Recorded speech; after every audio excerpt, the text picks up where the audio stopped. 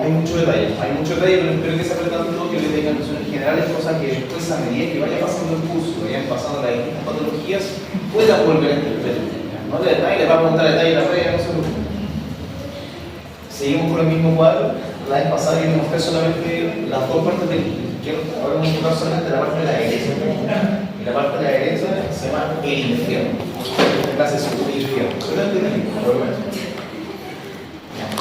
Entonces, como recordatorio, la vez pasada vimos un poco de historia del medicamento y nociones generales de cómo lo ocupamos pensando en medicina basada en evidencia y un poco de cuál es el como curso interno que tiene ese cada uno de los fármacos. Hoy día, como les comento, vamos a hablar de neurobiología. Voy a hacer un poco de repaso a algunas cosas que deberían haber visto. Vamos a hablar un poco de neuroanatomía, de neuroepisodio. Y luego vamos a empezar a ver específicamente distintas familias de psicofármacos y las distintas teorías que tenemos. Y mentalizar que todo lo que les voy a mostrar hoy día, como comento, son teorías. Muchas de estas cosas no están demostradas, son para permitirnos trabajar, pero como yo les vengo comentando en las últimas dos clases que he hecho, muchos de los supuestos de psiquiatría no están tan demostrados. Sin embargo, es importante igual manejarlos para entender en qué nos paramos para hacer las decisiones psicofarmacológicas. ¿Ya? ¿Se acuerdan de la vieja neurona? Clásico. Vamos a repasar así de base, vamos a pasar al futuro de la neurona. Acá lo que les muestro es una gran neurona que tiene una sinapsis abajo. La neurona tiene distintas partes. Es más fácil de conseguir, ¿eh? Tiene dendrita, soma y el axón. ¿Sí? Las dendritas captan las señales sinápticas de las neuronas, el soma integra las señales de las distintas neuronas y el axón canaliza una señal única. ¿Ya? La neurona funciona como una unidad fundamental del sistema nervioso. Es la unidad básica, es una célula que está en varias partes. Usualmente la neurona tiene un purosoma, como se quiere, un purosoma, pero muchas veces las personas viajan distancias bastante largas para hacer una dura célula. Hablando de milímetros o centímetros, que es mucho más fácil. La sinapsis en sí, como fenómeno, es una comunicación entre una neurona y, por definición, es un proceso electroquímico. Una parte química, los neurotransmisores que gatillan liberación de distintas cosas y cambios de polarización, y la parte eléctrica, que es por estos cambios de polarización, pasa toda una corriente que hace que arriba abajo, al terminar la sinapsis, se libere a la corriente.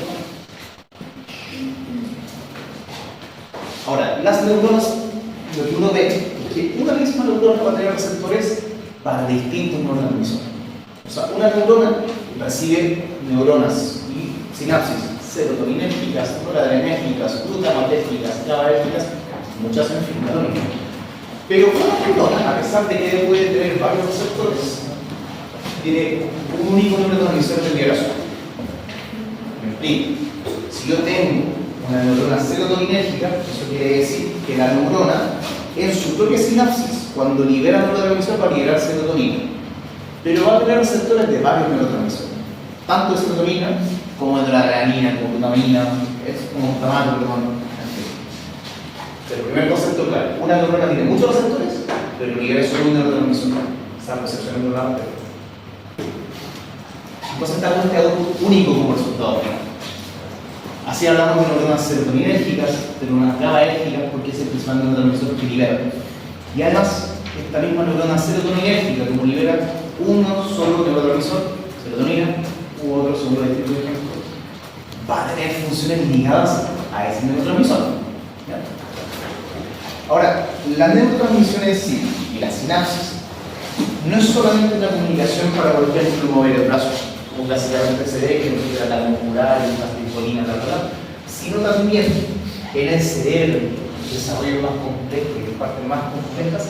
Además, hay cascadas de transducción de señales. No sé si les suena. Cuando hablo de transducción de señales, me refiero a que, por un lado, una sinapsis gatilla una depolarización, pero bajito, en el mismo botón sináptico, la nueva presináptica, y hay un neurotransmisor que es un receptor posináptico. Este receptor posináptico, cuando son receptores metabólicos o receptores unidos a proteína G, como segundo de medicina, va a liberar una transducción de una escala de señal que altera la transcripción, la expresión de distintas proteínas, y eso ya generando cambios a largo plazo en la transducción. ¿Sí? Entonces, materia segunda, o sea, no sé cuál es su malla, pero por ahí. Ahora, cuando uno liga el axón, la neurona, la sinapsis, el soma, hay distintos elementos, distintas moléculas que cumplen distintas funciones, y que para mí como psiquiatra son relevantes porque cada una de estas moléculas puede actuar como un electrón blanco del psicofármaco. Dado que hay distintos elementos y yo como psiquiatra quiero alterar esta unidad básica y esta comunicación básica, tengo distintos blancos que puedo atacar. ¿Ya? Hay algunos receptores que, como yo les comentaba recién, son una proteína G, que tiene una función en la transducción de señal y atrae las funciones de proteína y las funciones de cerebro. Pero por otro lado, también tenemos receptores que funcionan unidos a un ligando, por ejemplo, se unen la serotonina, la adrenalina, o lo que sea, pero en vez de alterar la transducción de señal por arriba abajo, se abre un canal para que entre sodio, entre potasio, entre calcio, en fin. ¿Funciona eso? Y además, hay otros canales que no son ligando dependientes, los ligandos solamente son los neurotransmisores. Hay canales que no son ligando dependientes, sino que son voltaje dependientes. Los son los que están como por acá, son los que liberan la señal de abajo. Que eso responde solamente a la depolarización. La parte específicamente en el botón sináptico, en la sinapsis, entre la neurona presináptica y la postsináptica, hay transportadores que lo que hacen, que yo le voy a mostrar un poco más, es reciclar neurotransmisores. Y además hay distintas enzimas que van a degradar los neurotransmisores. ¿Ya? A continuación, un ejemplo aplicado. Esto claramente es muy esquemático, ¿ya? Tiene monito chistoso, pero es para que se entienda un poco la cosa. Y acá les pongo lado a lado distintas neuronas para que vean que hay variedad, pero que tienen como cierta estructura similar en algunas cosas. A mi lado, al lado izquierdo, hay una neurona de norepinefrina, una neurona de adrenalina, y al lado derecho, una neurona de glutamato. No me interesa que se hable de los receptores específicos. Quiero que entiendan la lógica de cómo funciona la sinapsis. Entonces, esto que es el final de colapso, y acá está el botón sináptico, donde se va a ligar los neurotransmisores. Acá hay un son, una bendita, y la señal final de la neurona es que ligue noradrenalina. ¿Cómo lo hacen? Una vez que llega la depolarización, se ligan estas vesículas que tienen este triángulo, ese triángulo en esta manera simbólica hace la noradrenalina, y la noradrenalina va a actuar en distintos receptores. Y cada uno de estos receptores, que probablemente son alcanza de ver, tiene distintas funciones que conocemos. Por ejemplo, hay receptores que son más bien activantes, receptores que son más bien inhibitorios. Y el detalle de esto lo vamos a ver a medida que vayamos pasando. Lo importante es que la función de la noradrenalina y, en general, de casi todos los neurotransmisores, depende no solamente del neurotransmisor en sí, sino a qué receptor se une. El receptor es el que decide cuál es el efecto final de la sinapsis. ¿Ya? En la misma neurona, como les comento, o la misma sinapsis, perdón, además de receptores postsinápticos, hay receptores presinápticos que funcionan como autorreceptores. Los autorreceptores funcionan como un feedback. En general, esto también varía, pero a grandes rasgos, si yo tengo mucha noradrenalina, o en otra cosa que sea, en el receptor presináptico va a generar un feedback para disminuir la noradrenalina. Un feedback básico, como funciona igual que todo el mundo, la misma lógica. Y además, como ya les comentaba, hay transportadores. Entonces, la noradrenalina, para que deje de funcionar la noradrenalina en el espacio sináptico, el transportador la domina para adentro. Una vez que está adentro, hay otra enzima que puede generar una vesícula. A eso tenemos otro ejemplo, que es bien parecido. No tiene muchas diferencias, pero ¿qué me importa que comparemos y que veamos? Primero, que los receptores de abajo son canales de voltaje, o sea, son canales ligando dependientes pero de voltaje. Los de izquierda son dos metanotrópicos. Pero que hay unas cosas en común. El glutamato también depende de autorreceptores. En general, todos los neurotransmisores y todos los neurotransmisores tienen autorreceptores que van a dictaminar por feedback cuánto se libera. No todos, pero casi todos los neurotransmisores tienen transportadores que reciclan el neurotransmisor e inhiben que se continúe la sinapsis. Además, Intracelularmente también hay mucho comportador. Esto lo que decía antes, que del receptor postsináptico es del cual va a depender el efecto final de la sinapsis. ¿Duda para acá? Me quedo claro por qué se reciben, por qué no se ocupa, por qué están ocupados los receptores, por qué se reciben. O sea, como para dar término de la sinapsis, como ¿por qué se reciben en comparación? ¿Cuál sería la otra opción? ¿Cuál sería el resultado? Claro, como que la lógica es en el espacio sináptico ya actuó, pero como ya llevamos un rato, el receptor lo va sacando constantemente. Tienes que pensar esto no como que se prende y se apaga la llave, sino que hay como constantemente noradrenalina y el receptor va como sacándolo constantemente. O sea, perdón, el transportador va sacándolo constantemente. Para ya cumplir la función. O sea, en nuestra cabeza, de manera esquemática, sí.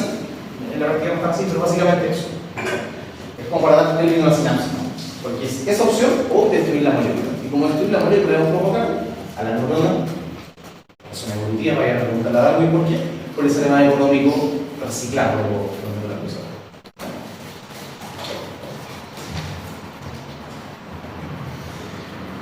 Tranquilidad.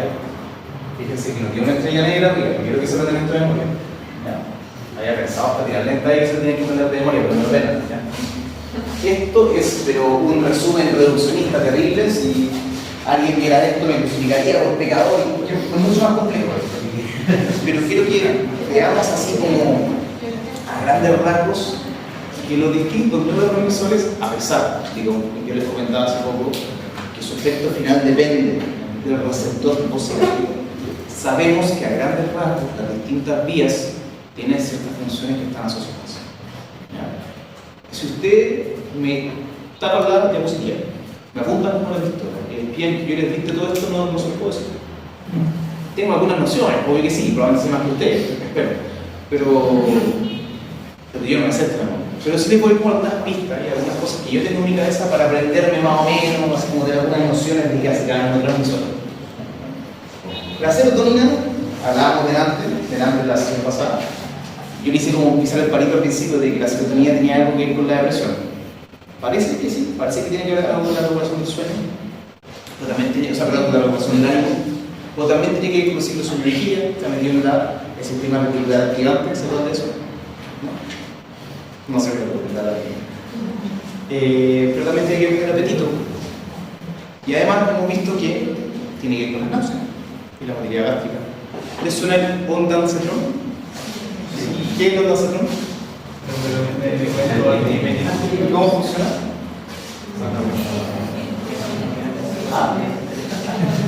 Estoy pegando serotonina, ¿cómo se lo olvidé en el contexto? Pero es que no se escucha. Sí, perdón. No, me siento el ondansetron actúa, si no me equivoco, es un antagonista de receptores 5-HT3. 5-HT, serotonina. La dopamina, como bien famosa en redes sociales, ¿no? No, me falta dopamina porque estoy aburrido. La dopamina como la entretención. Es verdad, sabemos que está ligado al sistema de recompensa. Y por tanto, a la adicción. Pero la dopamina también funciona en otra área y tiene otras funciones. Si ustedes se acuerdan, el Parkinson, una enfermedad de las neuronas extrahilaterales, tiene alteraciones en el funcionamiento motor, mediado principalmente por vías dopaminérgicas. La dopamina también tiene un rol muy importante en la regulación motor. Por otro lado, no sé si se acuerdan, la vía dopaminérgica y tiene que ver con la regulación de la prolactina. La prolactina, hormona de la leche, ¿no? La dopamina está tónicamente siendo liberada de una vía específica por un fundibular que hace que se niega la dopamina. ¿Saben qué hace que se niega la prolactina? Si pierdo esa secreción tónica de dopamina, se empieza a liberar prolactina y eso es lo que pasa en la adaptación. Además, este tema específico de la dopamina tiene que ver con funciones cognitivas, emocionales, con el aprendizaje, con un montón de cosas. Pero lo importante también es que no es solamente estas funciones cognitivas, emocionales y recompensas, sino también hay cosas sintéticas que nos van a importar cuando divertir un poco más de un medicamento. La noradrenalina suprime la adrenalina, clásicamente saben que llegue con, luego vamos a tomar el nivel 1 con la adrenalina, estar exaltado, correr, tiene que ver con el sistema de uso autónomo, con la lucha huida, con estar alerta, con el estrés.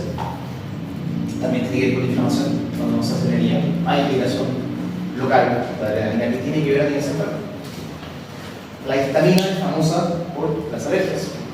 Los antihistamínicos tienen que ver con la respuesta inmune, pero también no sé si han tomado algunos antihistamínicos, pero dan sueño. Eso es porque la histamina tiene un rol muy importante en la vigilia.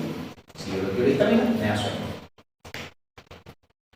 Y la acetilcolina es muy importante a nivel de función muscular, como el órgano fundamental del ataque muscular, pero también parece que está vinculado con memoria, con la cognición. De hecho, si uno mira los medicamentos para el Alzheimer, lo antidemencial, donepezil o personas de la termina, son todos inhibidores de la acetilcolina. ¿Por qué le importa esto? Básicamente porque aumenta la acetilcolina y eso podría tener algún rol cognitivo. ¿Ya? Pero además la acetilcolina tiene un rol parasimpático. Finalmente, los últimos dos neurotransmisores que están ahí son el glutamato y el GABA, que a mí me gusta pensarlo como una especie de balance. Son como hermanos gemelos que se llaman mal. El glutamato tiene un rol principalmente excitatorio, el GABA un rol más bien inhibitorio. Siempre hay un balance, un cierto equilibrio. Si yo quisiera reducir aún más esto y tratar de entender un poco cómo funcionan los neurotransmisores, vemos que los primeros 5 que están ahí arriba van a regular y modular a los otros dos. Ahora hay muchos más neurotransmisores. Insisto que es una reducción tremenda para que tengan algunas nociones por lo que vamos a hablar después. Pero existe la melatonina, la leucina, los endocannabinoides, porque tenemos cannabinoides en el cerebro, los opioides endógenos, hicimos un montón, hay muchísimos, yo no lo sé todo, lo tenés aquí. Esto es como una manera de ordenarlo, esto por si alguna vez leen un paper, un libro o algo, alguien le habla de estas palabras. Cuando hablamos de catecolaminas, nos referimos específicamente al grupo de dopamina, noradrenalina y adrenalina, que es una vía metabólica común. Cuando hablamos de monaminas, hace referencia a la estructura química y engloba las 5 que están ahí. Y por otro lado, es importante que sepan que el glutamato y el GABA, a diferencia de los otros 5 de las monaminas, tiene una estructura de aminoácidos. Y le pongas el momento de la balanza porque es un libro que se puede. Y les repito lo que le hablábamos adelante. La función del neurotransmisor depende del receptor, pero el desarrollo también tiene que ver con la vía y la región específica a la que va a ir. Ahora les voy a empezar a mostrar un poquito que hay vías serotoninérgicas específicas, hay vías dopaminérgicas específicas, que eso va a dictaminar el rol del neurotransmisor en cada uno. Pero si sonaron estas funciones, como les decía recién, si se fijan, como que las primeras 5 todas tienen que ver con cognición, vigilia y sueño. Más o menos, porque se chocan muchas de estas funciones. Y ahí recuerden que las neuronas tienen este rol de sintetizar las distintas señales y llegar a una respuesta final. ¿Duda hasta acá? ¿Muy mareado? ¿Se pone peor? Ya. Pero después se pone bien básico. Esto, no sé si es tanto un farmacológico, pero yo hice esta clase el año pasado. Y cuando la hablé dije, ¿sabes qué? Si yo no le hablo de esto, nadie nunca le va a hablar de esto. Vamos a repasar un poco la anatomía. Primero la anatomía, segundo, tercero. Segundo. En realidad es como un módulo de neurociencia. Ya, qué horrible. ¿Le gustó? A mí no me gustó, pero dije ya. Ahora, pero le puede hacer toda una anatomía en ese sentido, que le puede dar las estructuras cerebrales que a mí me importan. La primera foto que les pongo acá, las primeras 2 fotos, son de un cerebro. Ese cortés en la mitad. Y hay algunas estructuras cerebrales que vamos a ir viendo en detalle a continuación, que están involucradas, hasta donde sabemos, en las distintas patologías psiquiátricas y tienen distintos roles. Nuevamente les voy mostrando mega resúmenes muy bastardizados de lo que hace cada área. Ahora tenemos el cerebro frontal, el tálamo, el mesencéfalo, de la corteza temporal medial y de los ganglios basales. No se preocupen, les voy a explicar. Y también en cada una de estas estructuras hay subestructuras que les voy a comentar un poco. Hay unas que me importan más que otras, pero esto es más para que se puedan ubicar, porque insisto, yo no les voy a preguntar esto de la prueba. Como me parece, no deben me parece una locura y que empieza a contar. Pero me interesa que tengan estas nociones porque estas palabras van a empezar a salir vez y vez cuando empiecen a estudiar neurobiología de las distintas patologías. ¿Sí? Esto es como el mini temario de esta próxima sesión. ¿A alguien le suena Phineas Gage? ¿El caso de Phineas Gage? Sí. ¿Alguien se atreve a contarme de Phineas Gage? Era un americano trabajador de Bernales. ¿Ya? Y cuando iba a detonar así como, de hecho creo que fue el que detonó una dinamita, mientras estaba trabajando con una estaca. Y la estaca la atravesó por aquí el cráneo y básicamente destruyó el globo frontal. ¿Y qué le pasó a Phineas Gage? Su personalidad cambió por completo, básicamente como que tenía costumbre desinhibida, tenía miedo, agresiva, reacciones. Antes de su accidente, Phineas Gage era como el trabajador estrella, era como el capataz. Era súper responsable, qué sé yo. Después del accidente, claramente no existían tal en esa época, una reproducción digital de la autopsia de Phineas Gage, como el cráneo como una ciudad hasta cada momento. Después del accidente, Phineas Gage, quien tuvo su micróbulo prefrontal, cambió radicalmente, pasó de ser una persona muy responsable como un tiro al aire, que era violento con la señora, con los hijos, con la casa, alcohólico, curioso. El lóbulo prefrontal se llama así porque es parte del lóbulo frontal, es la parte más anterior del lóbulo frontal, o sea, del lóbulo frontal. Es más como la parte más ventral o anterior de todo el cerebro. Yo creo que esto puede tener una noción general cuando uno empieza a mirar el sistema nervioso central y empieza a subir, entre más arriba y más adelante, más desarrollado es. Si nos comparamos, por ejemplo, con los perros, con los gatos también tienen corteza frontal y prefrontal, pero mucho más. Los reptiles no quedan más atrás, la médula y el bulbo y toda esa parte es mucho menos avanzada. Los reptiles tienen todo eso, los reptiles, no se van a vibrar, son originarios, pero tienen un lóbulo frontal casi inexistente. Entonces, entre más adelante, es más desarrollada el área cerebral. Y la corteza prefrontal es más adelante que por atrás. Recuerden que la corteza frontal tiene otra área importante, principalmente motoras. Pero a mí me importa lo que está después de la parte motora, que es la corteza prefrontal, que nosotros hemos dividido de manera arbitraria en 3 subsecciones.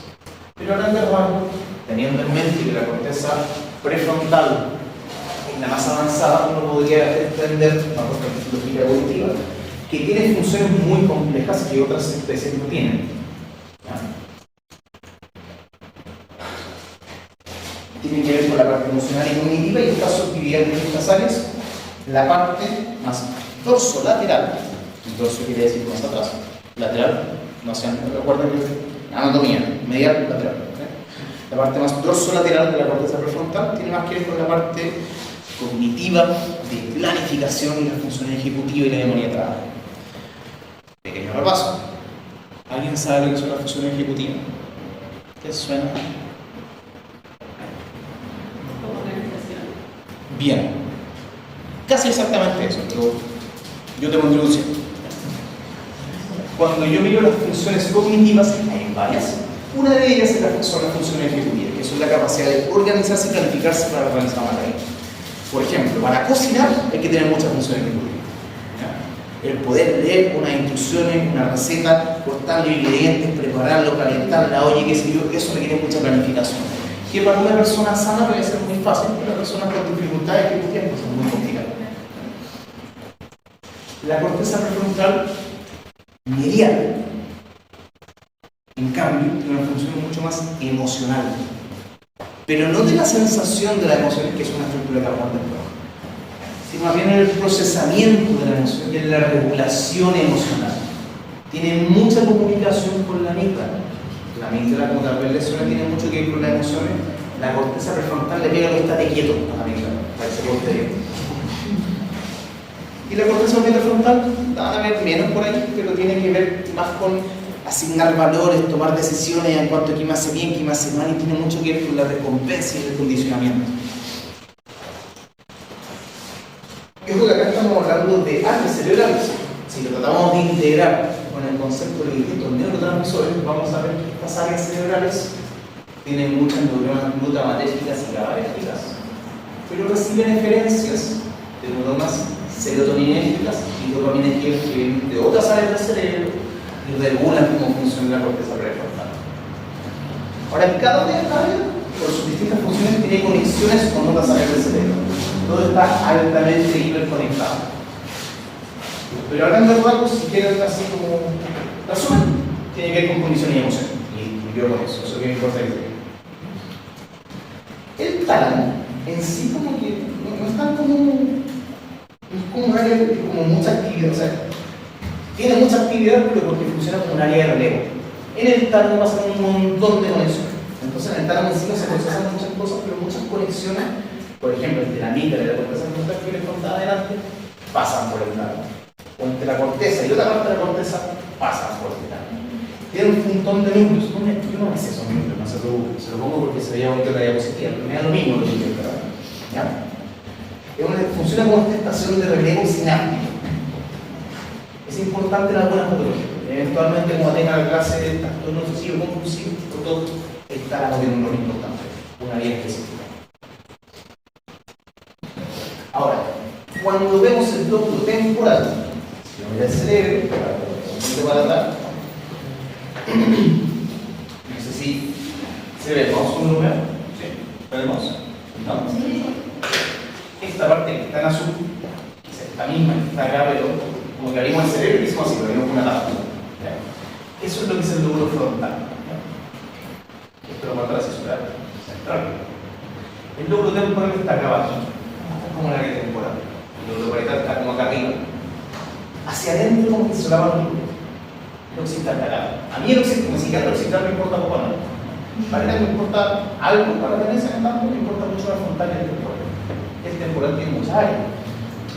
El neurólogo sabe mucho más que yo, a mí, ¿qué me importa el lóbulo temporal? Dos estructuras suretes. La amígdala que comentaba y el hipocampo. La amígdala, como la acabo de comentar, está muy conectada con la corteza prefrontal medial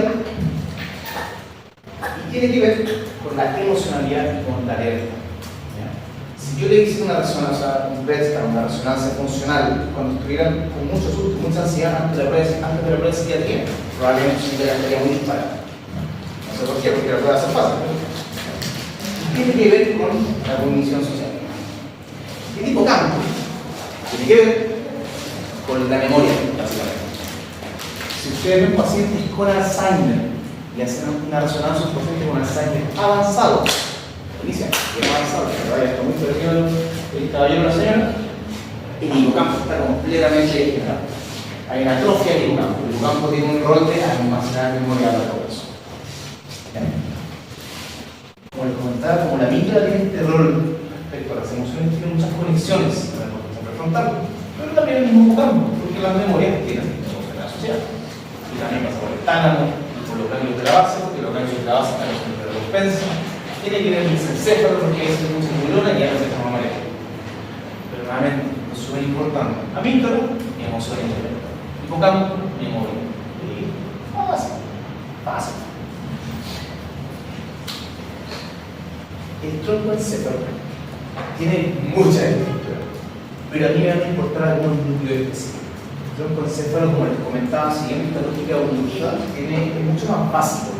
Aquí está como el bulbo, el centro respiratorio, centros que se acosta con el termostato, ¿cierto? La presión, cosas así.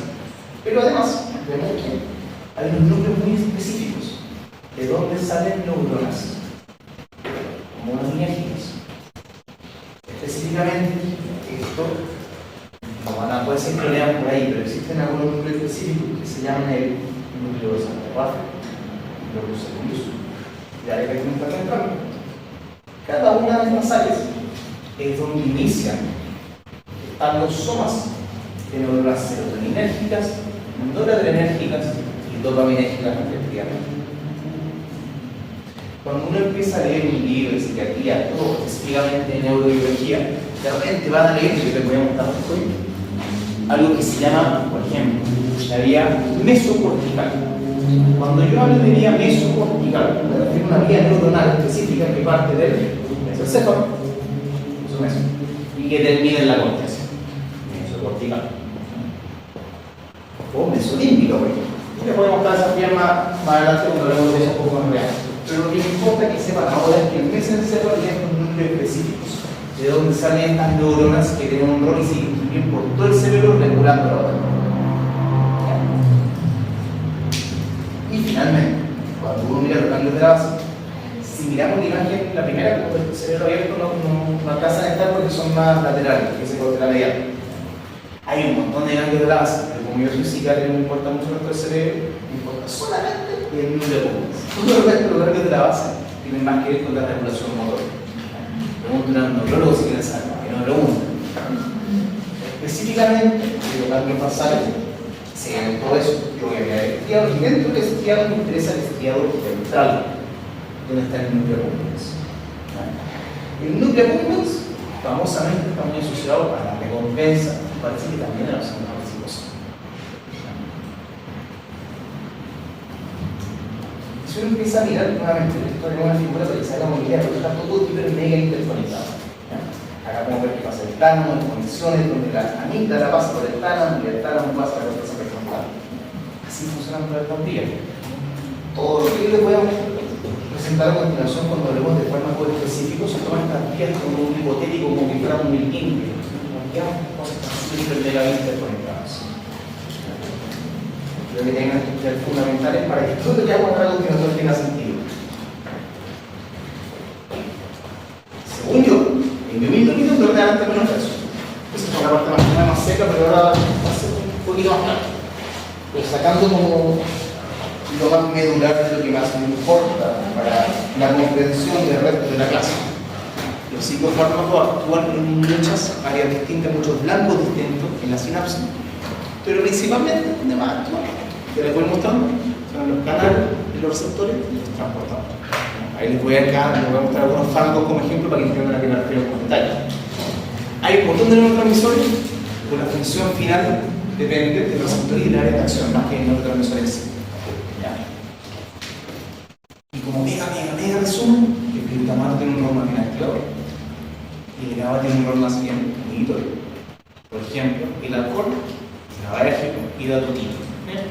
Se toman 4 licor, se van a dormir. Perfecto.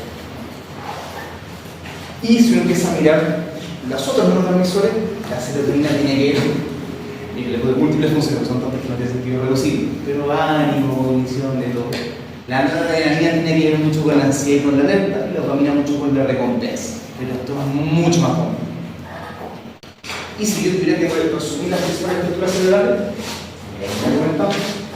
la corteza prefrontal tiene que ver con la parte cognitiva y la regulación emocional, la amígdala, que es la parte de emociones, el hipocampo con la memoria, y el estriado ventral, que es la parte de la base, con la recompensa. Esto es lo que me importa todo el anterior. Lo anterior para ponerlo en contexto, pero esto es lo relevante para lo que sigue con nuestra cabeza. ¿Hablamos de fármacos? Hablamos de pantalla. Cuando hablamos de fármacos, y uno entiende, por tratar de entender lo que es el fármaco, no solamente psiquiatría, esto es como fármaco en general. Todos los fármacos tienen una farmacocinética y una farmacodinámica. ¿Alguien se acuerda que la farmacocinética y la farmacodinámica son efectivamente la diferencia? La farmacocinética es como el fármaco viaja desde que o sea, lo conseguimos hasta que llega al principio de acción, y la farmacodinámica es lo que pasa en el principio de acción. Exactamente. ¿Te acuerdas de las fases de la farmacocinética? Absorción, la liberación, absorción, distribución, metabolismo y eliminación. La farmacodinámica efectivamente es lo que hace en el ciclo de acción. Si viene así como mega resumen para no se lo olvide, la farmacocinética es lo que el cuerpo le hace a la droga. La farmacodinámica es la que la droga le hace al cuerpo. Ahora, a mí la farmacocinética igual me importa, porque me va a permitir entender cómo funcionan algunos fármacos que hacen relevante específicamente para la antidepresiva, para otras cosas también, para la benzodiazepina. La farmacocinética va a determinar cuánto se demora en llegar el fármaco a su situación, a su blanco, cuánto dura en el cuerpo y cuánto se demora en irse. Ahora, todos los fármacos tienen farmacocinética distinta y a veces la diferencia entre distintos fármacos de una misma familia prácticamente son las farmacocinéticas, hablando de farmacodinámica. Y depende de lo que hay intrínseca y está mediado, al menos la vía media específicamente por el metabolismo y la eliminación. La absorción de cada medicamento depende de la administración. Y nos vamos a encontrar en la psiquiatría, a través de la medicina también, pero lo que me compete a mí, que un mismo fármaco puede darse con distintas vías. El lorazepam, por ejemplo, ¿qué son el lorazepam? El lorazepam lo ocupan los neurólogos para elucubrar convulsiones. Yo no tengo convulsiones, pero si yo soy deterioro oral, que ahí la absorción es lenta, por tanto, los fármacos son menores y los menores se buena más y la acción inmediata. La gran mayoría, pero no todos, la gran mayoría de los fármacos se eliminan por vía hepática. Hay excepciones notables. Pero en esta de prueba, el litio, que es el fármaco clásico en psiquiatría, se elimina por el riñón. Ahí se usa como el tipo de método. Hay más, pero el litio es el clásico porque una intoxicación de litio puede matar y toda su urgencia de litio. ¿Ya? ¿Se acuerdan del concepto de pila media? ¿Alguien me puede consultar?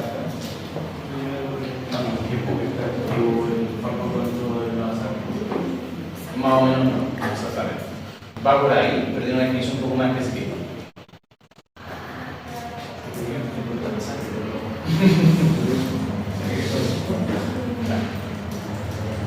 Oye, ¿y cuántas días meses se demora en estabilizar los papeles?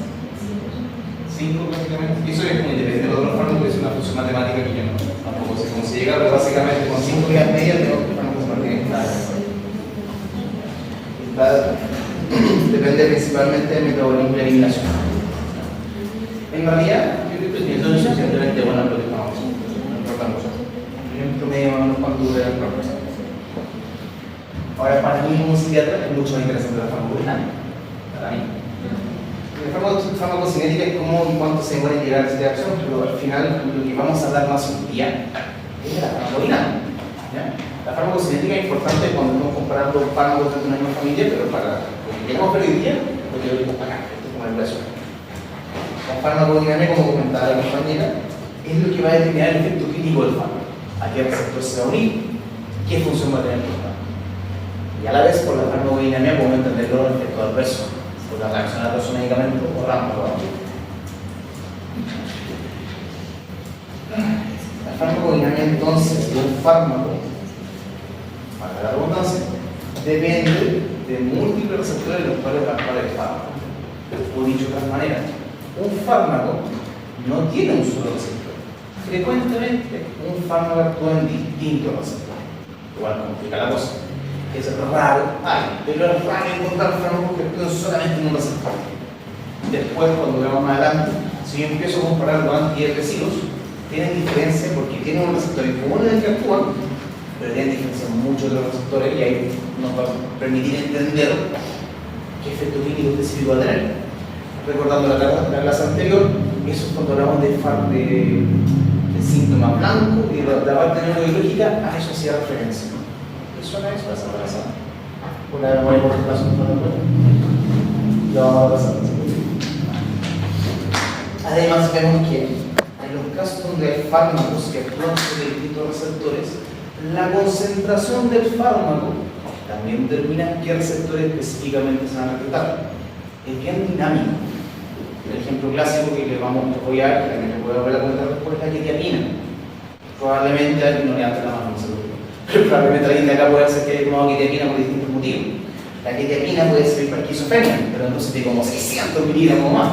Pero entonces de 25, 50 o 100, ayuda para el sueño, lo que vamos a poner en eso. Por distintos efectos de distintos receptores.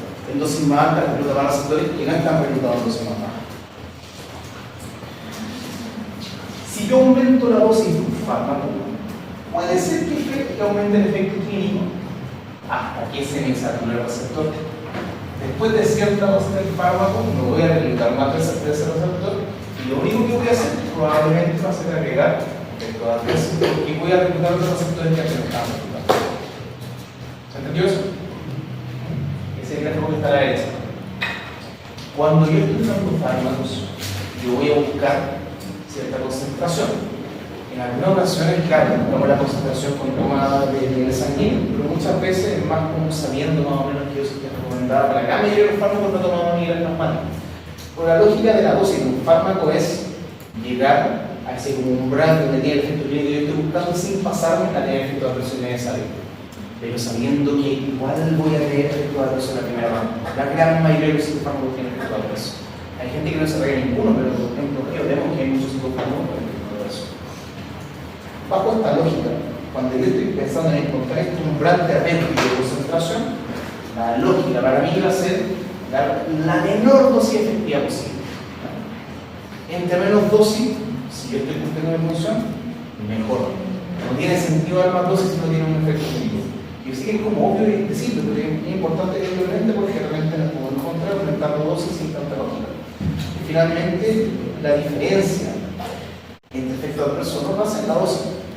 Un eslogan que tiene algún psiquiatra que pregunta por la farmacodinamia o el fármaco es que la dosis no hay diferencia del medicamento como cura o como veneno. Tú tomar una sertralina, a 2 sertralina, a 4 sertralina, a 20 sertralina. Y antes de empezar a pasar a las familias específicas de los fármacos, esto nuevamente, si no se lo explico yo, nadie se lo va a explicar. Tenemos distintas vías de administración de los fármacos. Esto es un glosario, ¿ya? Hay muchos fármacos que tienen distintas vías para que tengan nociones de las distintas vías. Y ahora, endovenosa intramuscular. Un poco más complejo. En la vía oral, como lo dice, se toma por boca, se absorbe por el sistema digestivo. Tenemos alguna diferencia. Está la liberación inmediata, la liberación retardada. La diferencia es cuánto se demora en absorberse. Pero eso no me cambia la vía media. La vía media depende del metabolismo de eliminación. Pero sí me va a cambiar, a pesar de que no me afecte la vía media, el efecto clínico y su duración. ¿Por qué? Puede ser que la vía media del fármaco se mantenga, porque el fármaco tiene una vía media más o menos específica. Pero si se absorbe más lento, va a estar más tiempo entrando a la sangre. ¿Sí? ¿Se entiende? Y además, cuando tengo una liberación más retardada, hace que sea más tolerable. Hay distintos tipos de liberación retardada, con distintos nombres muy legales. La liberación prolongada, la retardada, los móviles. El medicamento clásico es el metilfenidato, porque tiene combinación retardada. Y el metilfenidato está como el metilfenidato de la X, alguien tiene que tomarlo. La liberación inmediata dura como 2 a 4 horas. La liberación retardada dura como 4 a 6 horas.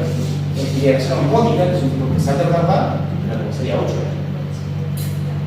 Y eso es útil, porque si yo tengo que tomar un medicamento, 1, 2, 3 veces al día, no sé usted, yo quiero tomar, si yo tuve que tomar metilfenidato, tomando una vez en la mañana y de todo el día.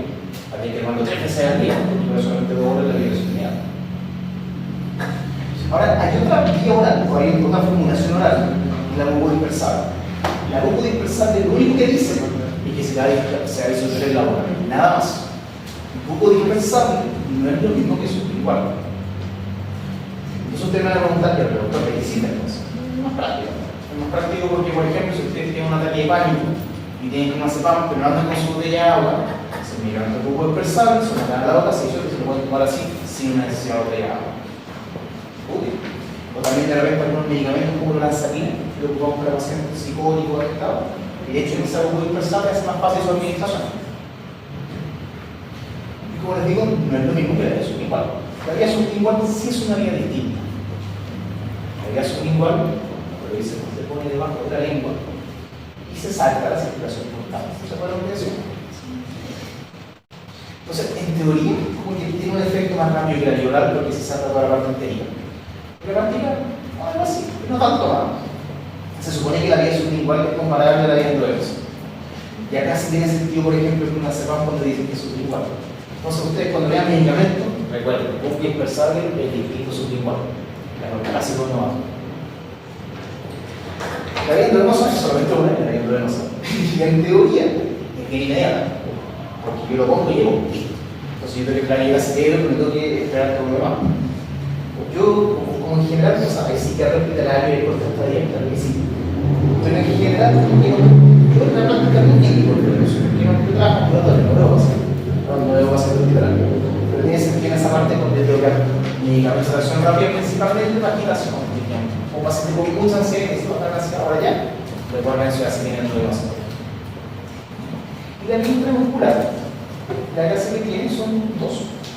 Primero, es un poquito más lenta que la endovenosa, pero igual es bastante rápida la vía intramuscular. Y la gracia que tiene es que no tengo que estar buscando el paso, o sea, en bien específico.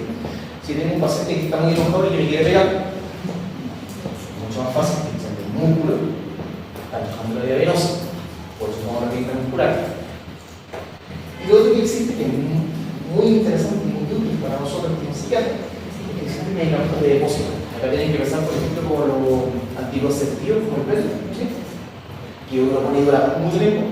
También tenemos medicamentos, o sea, no un PET de esto, pero es la misma lógica, porque el PET es un dispositivo que viene. Esto no es un dispositivo, es un líquido que se pone, pero por la formulación del líquido dura semanas o meses.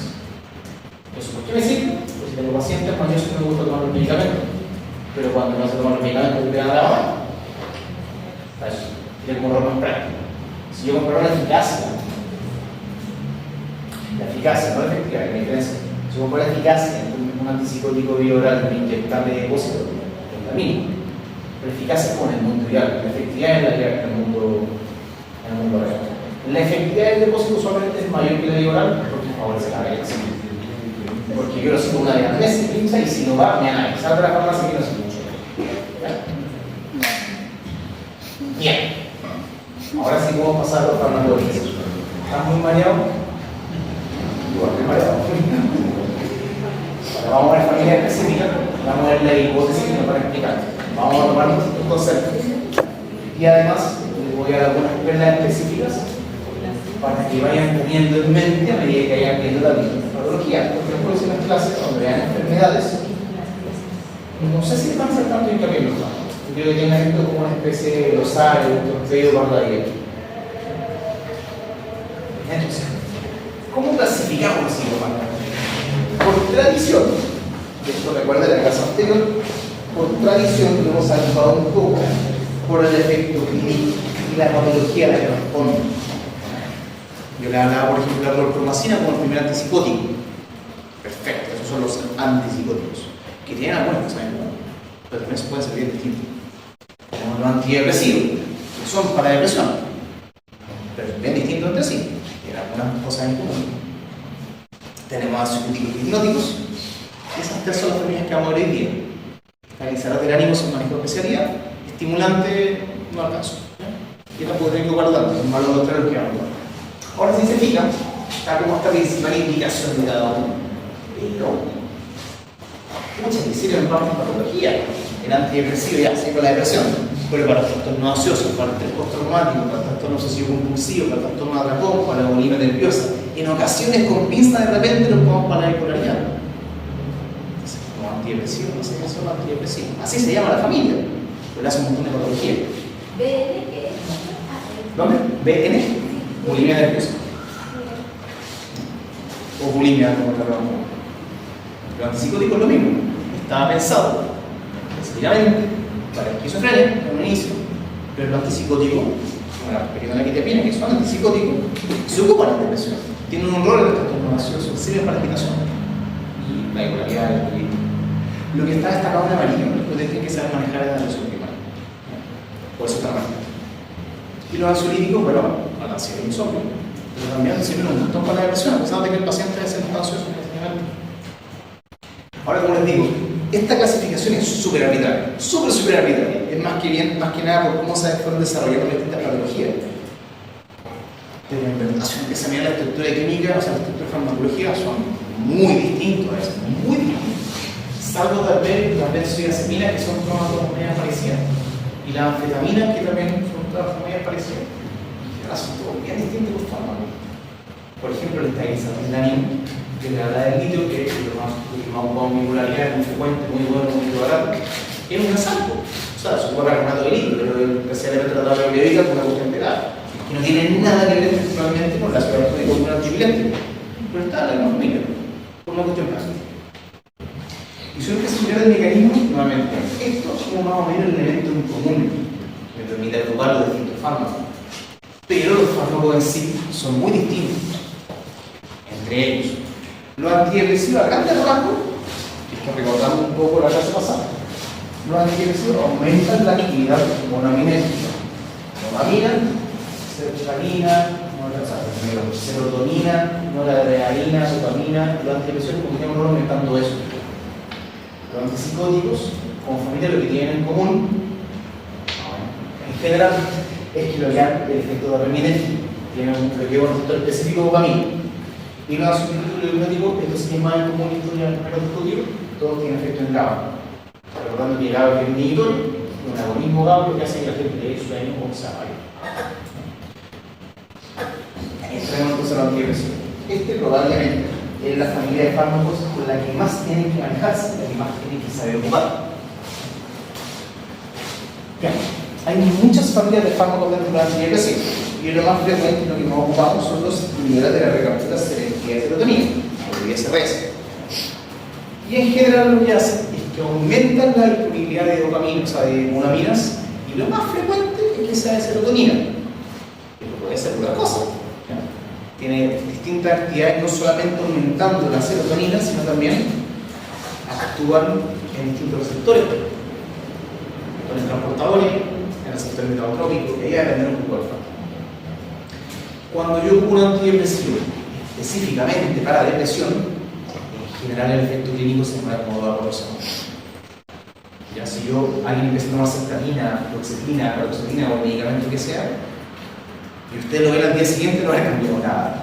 Si usted anda con un antidepresivo, y para la depresión esperen por lo menos 2 semanas o un mes más rarito, más de otro pausa más, tienen que esperar por lo menos un mes para ver una efecto clínico. Lo que se ve en la teoría, que no es tan real así, pero lo que se ve en la teoría es que los medicamentos más viejos, la imipramina, que la semana pasada, la amitriptilina, que son antidepresivos muy viejos, pareciera que son más eficaces y pareciera que los nuevos son más tolerados. Pero en realidad no sé si se acuerdan de ese metaanálisis que vimos la semana pasada. Como que tratamos, son todos muy mejor, son todos muy igual de buenos. O igual de no tan buenos, porque el tamaño de efecto dijimos que era 0,3, no sé si se acuerdan, pero 0,3 no está bueno. Sirven, le ganan al placebo, por lo tanto. Acá están las familias de antidepresivos. Yo me sé esto, tengo que saber eso. Convenientemente, como yo soy simpático, te está quedando rojito para el más específico. Y dentro del que está rojito, es naranja lo que más me importa. Y igual son caletas, pero un montón. Se los van a aprender con la práctica, muy bien. Se los van a aprender a medida que tengan pacientes y van a ir viendo, qué sé yo. Los antidepresivos tricíclicos son los primeros. Ahí está la metiltrina, la imipramina y la noripramina. Ahora, como que la imipramina lo ocupan los urólogos para el y la metiltrina lo ocupan los neurólogos para usualmente la prevención de cefalea. No para otras cosas, o sea, los de migraña específicamente. La clomipramina lo ocupamos nosotros, pero eso es súper específico.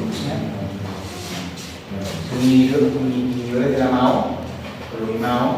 Acá estaba la hidroniacida, ¿se acuerdan que hablamos la semana pasada? La isoniacida, la tuberculosis. También es súper específico y son muy peligrosos los MAO. Funcionan súper bien, pero pueden generar síndromes serotoninérgicos, que eso es otro capítulo de psiquiatría, muy gravemente peligrosos. Ahora, la familia principal para ustedes, y lo más clásicamente, que hoy entendemos siglo XXI, 2026 como antidepresivo, ustedes me dicen antidepresivo y me dicen ISRS. Y acá están todos los típicos. Acá está la sertralina, el escitalopram y el citalopram, que son parecidos por lo mismo, la fluoxetina y la paroxetina. Hay otro que se llama fluoxamina, pero este es el teórico. Les voy a contar un poquito más de eso. Y también están los duales. Los antidepresivos duales, en corto, son inhibidores selectivos, son inhibidores de la recaptura de serotonina y noradrenalina. El ISRS es solamente de serotonina. ¿Qué blanco específicamente me estoy haciendo referencia? A esos transportadores que yo les mostraba, que me permiten reciclar los neurotransmisores. El ISRS bloquea específicamente el transportador de serotonina, los duales, el de serotonina y el de noradrenalina. Y otro bien famoso que ocupamos harto, que puede ser que les suene porque a los personas pulmonares les encanta el manejo de tabaquismo y bupropión. El bupropión es un antidepresivo. Tiene efecto antitabáquico, pero es un antidepresivo, tiene un montón. Bien. El bupropión tiene efecto bloqueado también la recaptura, pero no es serotonina, sino es la adrenalina y dopamina. Hay más medicamentos que pueden mostrar, pero el punto es que hay acciones muy distintas. Lo más frecuente que vamos a ver es la emisión de la captura, pero hay muchos efectos. Ahora, volviendo nuevamente a la clase pasada, un poco de historia. La lógica inicial, lo que empezaron a ver con las personas, con los pacientes con depresión, que les daban antidepresivos, veían que aumentaban las monaminas, se le pasaba la depresión. La depresión es por déficit de monamina, y eso es lo que conocemos como la teoría monoaminérgica de expresión. Pero como yo les comentaba, esto es demasiado simple, todavía no es tan fácil, sino ya vimos la hora de presión hace rato. ¿Ya? Para que entiendan un poquito el monito, eso es el taller de mesencéfalo. El mesencéfalo yo les comentaba para los cerúleos, era el tegmental ventral, y el núcleo dorsal del ráfago, que son las distintas neuronas que llevan serotonina, dopamina y noradrenalina. En el cerebro normal parece que está como concentrado. En el cerebro deprimido en esta teoría como que falta, y el fármaco lo que hace es que aumenta la liberación, aumenta la cantidad de estos neurotransmisores disponibles. Para buscar el problema de la teoría.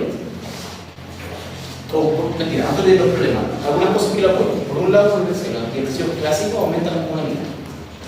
Los clásicos me refiero a la glutamatina, la glutamina. Esos son inhibidores de recaptura que no son selectivos. Inhibían la recaptura de serotonina, noradrenalina y dopamina. O sea, es lo mismo. Que aumentaban rápidamente la monoamina, entonces. En otro lado, algunas drogas, como visto que pueden generar síntomas depresivos. Y lo que hacen es degratar la monoamina. Entonces se hace esta teoría, ¿no? De que parece que la depresión depende de una baja de monoaminas. Pero no mantener ya una consistente. Y además, cuando yo como un antidepresivo, las monoaminas, serotonina, noradrenalina, aumentan rápido. Pero si ustedes recuerdan, hace 5 minutos de la diapositiva anterior, yo les dije que los antidepresivos se ponen como 2 a 4 semanas a hacer efecto.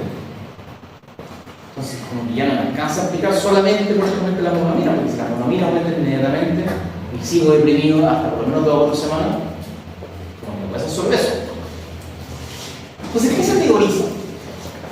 Por esto es una parte de la teoría mucho más compleja, pero esto es una teoría para tratar de defender todavía esta teoría monoaminérgica.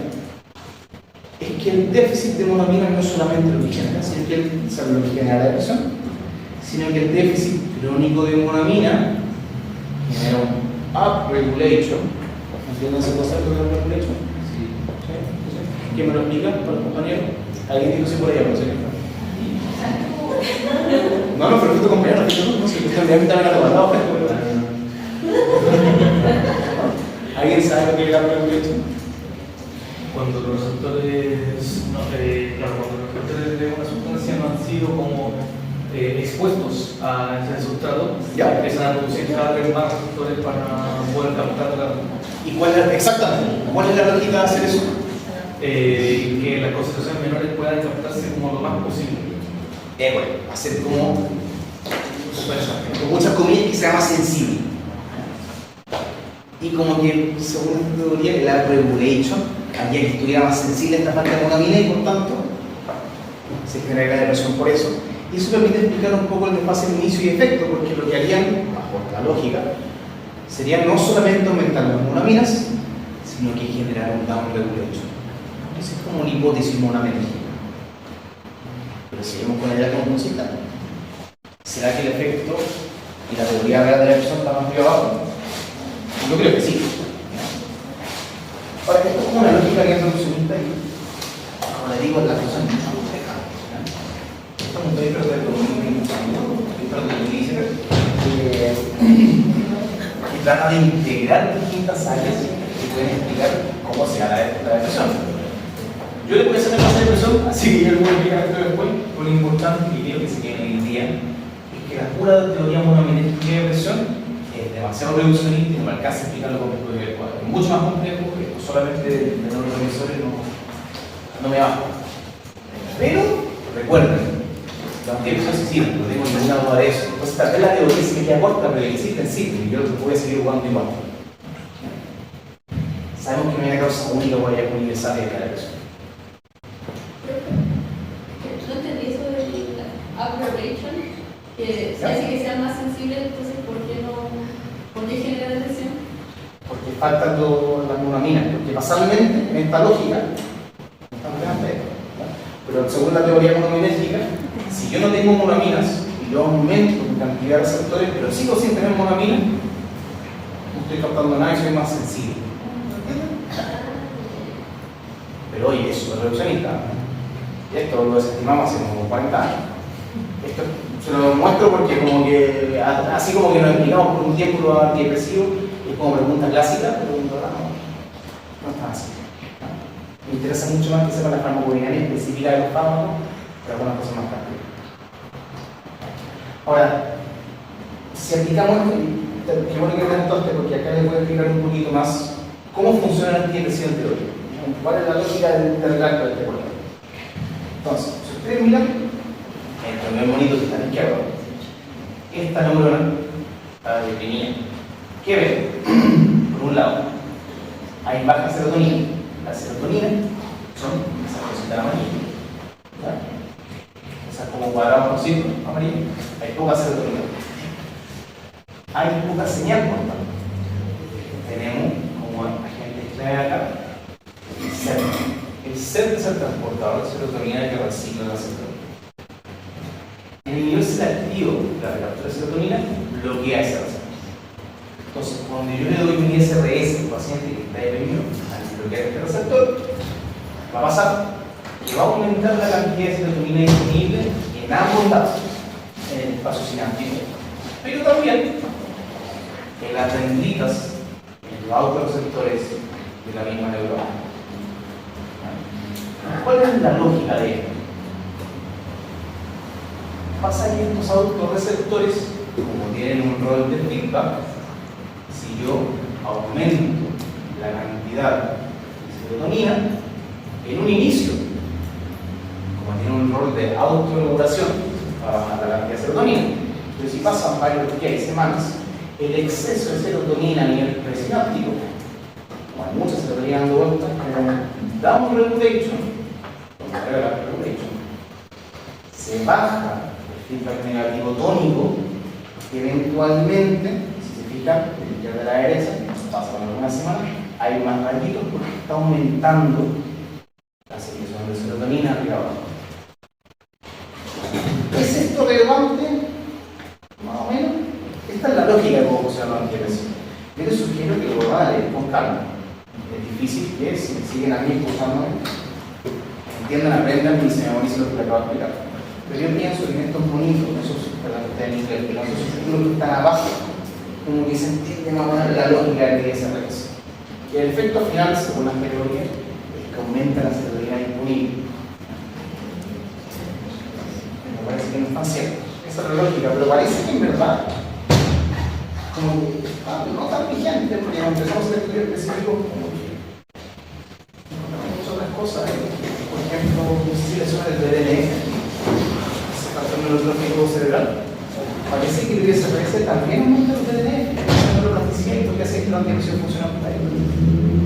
En fin, a mí personalmente no me importa que se vean tanto esto, como para que tengan el contexto, porque cosas que pregunten y como material es importante, pero no es tan importante la verdad. Ahora, como yo comentaba, los tipos de antidepresivos tienen un mecanismo, ese monito es de una revisión del Nature de depresión, que es muy buena. Por eso, yo veo a ese mono y yo paré. Y yo soy psiquiatra, ¿no? Pero pueden ver, por ejemplo, esto es para que ahora le preguntamos un ejemplo de fármaco específico, pero si no quiero hablar, por ejemplo, a ver, ahí sale la nicotina, si no me equivoco, la nicotina también está ahí. Y también está ahí la nicotina, y también está acá la nicotina. Entonces, el mismo fármaco va a causar de distintos receptores. Si ustedes me preguntan los receptores de cada fármaco, son un poco menos secos, como perfiles generales, no tiene sentido saber si para que nos llegue la complejidad y la diferencia. Esto es importante, porque esto es útil para ver. Todo lo demás, utilmente curar desagradable. Pero sí tiene que ser ocupar un antidepresivo. Y yo, como soy muy simpático, les puse como el resumen de cuáles son los fármacos específicos que nos van a ocupar, cuáles son las dosis clásicas que se ocupan, cuáles son las diferencias en perfiles de cada uno de estos fármacos. Y esto se me importa que se sepan para la vida. ¿Ya? Nuevamente, no espero que se lo aprendan hoy día, sino que tengan esta diapositiva de referencia cuando estén en el CIFAM, que tengan el paciente al frente, y hicieron su técnica clínica, tienen el perfil de síntomas, que antidepresión mejor, vuelven a esta diapositiva. La fluoxetina del primer antidepresivo, perdón, el SRS que todo el mercado que se mantiene hoy día, tiene un perfil más activante. Eso quiere decir que parece que sirve a otros pacientes que están con poca energía en la depresión, que están más montados, que están con dificultad en la concentración.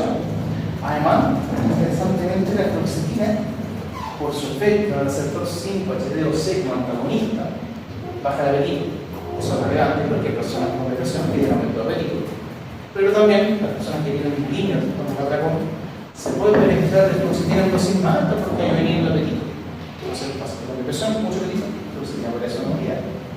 Y lo otro bien chulo de la fluoxetina es que tiene una vía media muy larga, dura mucho tiempo.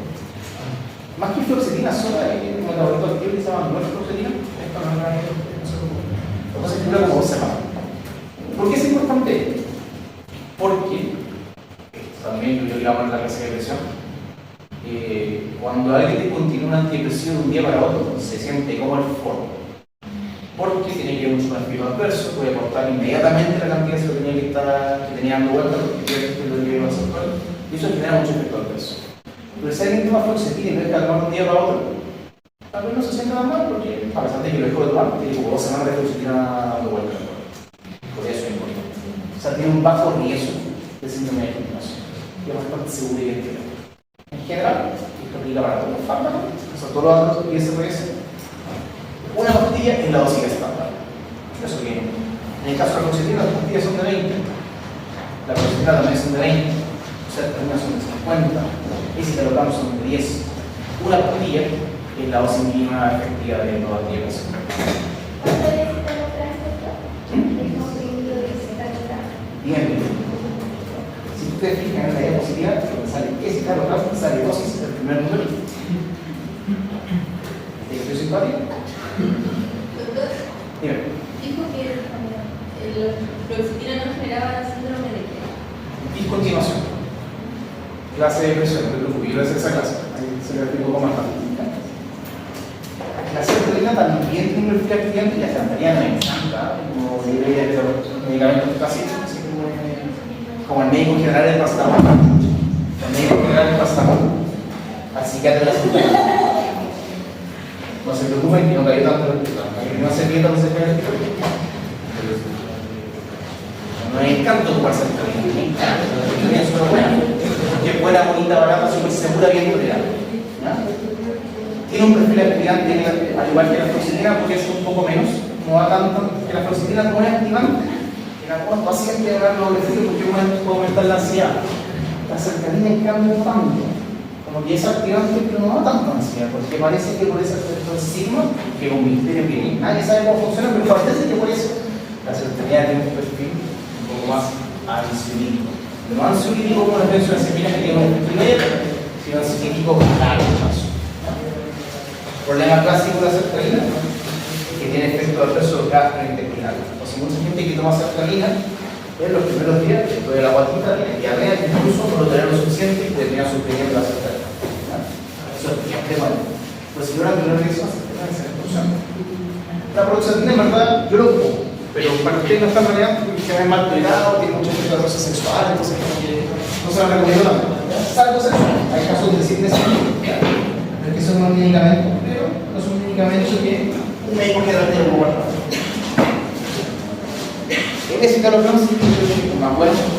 La verdad es que el citalopram es que a diferencia de la fluoxetina sertralina es un poquito más sedante. Entonces para las personas que como que están mucho ansiedad y desaparece que puede ser, el citalopram es una buena opción.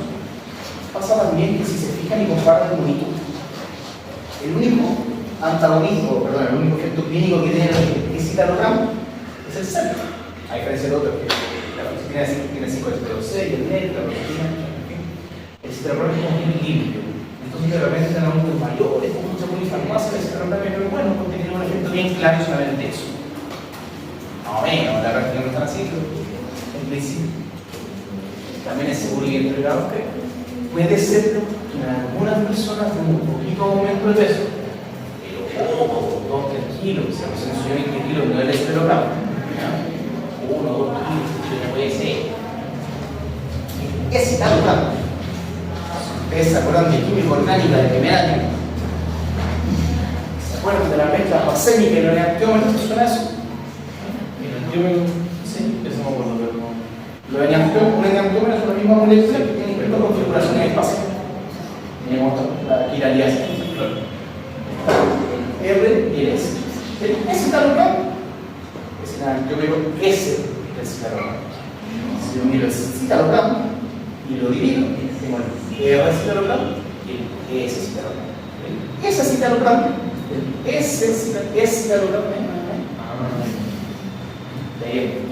de hecho, si se fijan en la base mínima efectiva del citalopram, son 20 miligramos. El citalopram, 10 miligramos. Profe, disculpa que no sabía.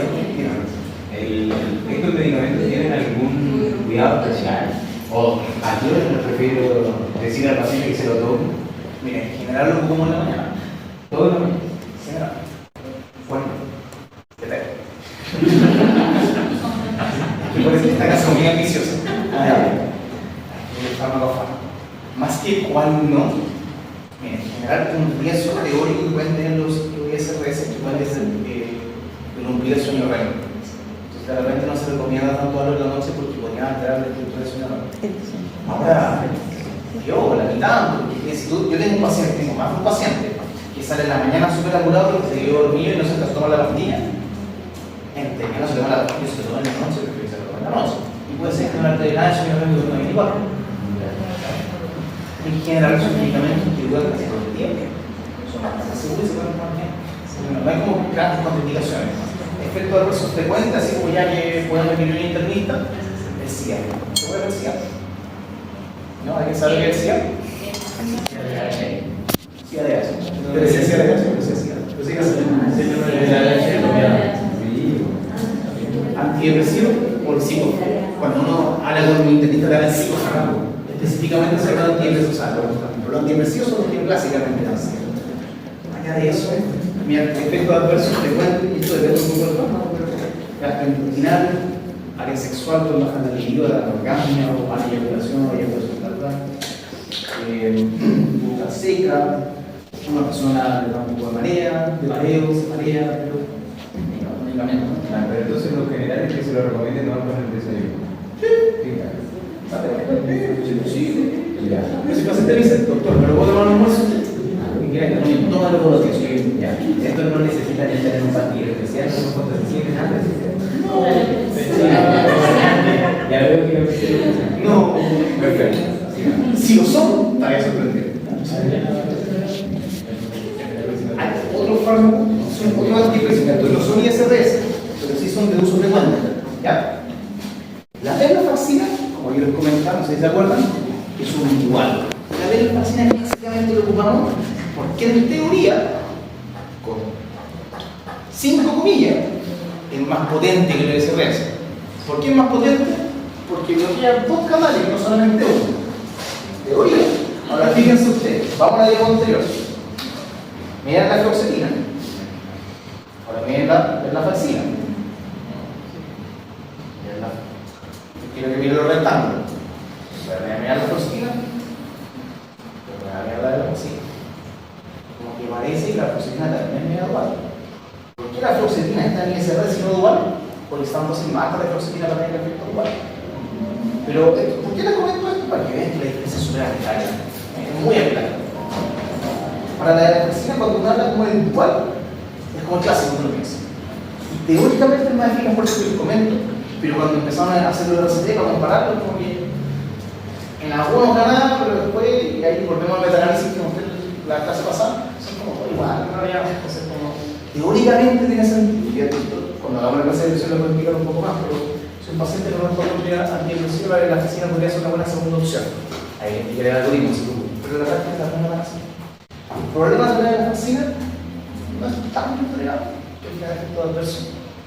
Y muy frecuentemente vemos que la venlafaxina tiene una vida media más o menos corta.